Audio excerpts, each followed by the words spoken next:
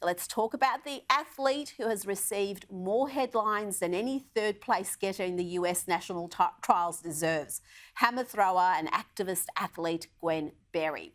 Yes, there she is, holding up her activist athlete shirt as she turns her back on the American anthem and flag after coming third in the hammer throw at the US trials. She still got on the team and will be representing the country she seems to hate and maligns at any chance at the Tokyo Games.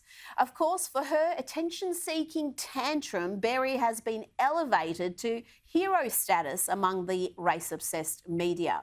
Just look at this absurd characterisation of what happened from the New York Times, who wrote that Gwen Berry used her platform to speak out against systematic racism. And this from The Nation: Gwen Berry is the hero we need.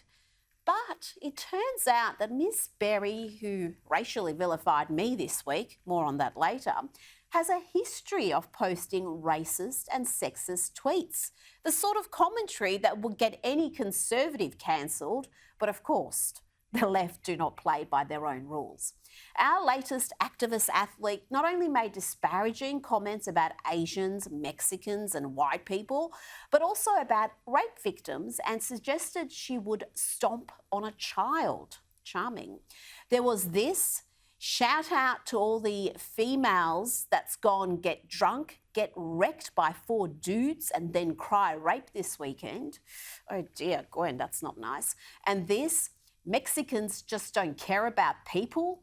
And this: white people are so, I don't think I can even say that word, when they are drunk.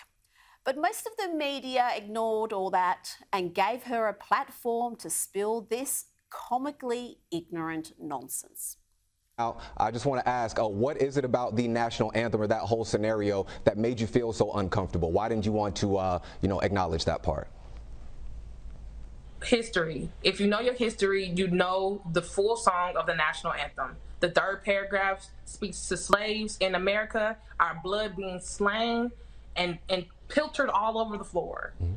It's disrespectful, and it does not speak for Black Americans. Mm-hmm. It's obvious. There's no question. Oh, good Lord. Here is a history lesson, Gwen, because it seems you need it desperately.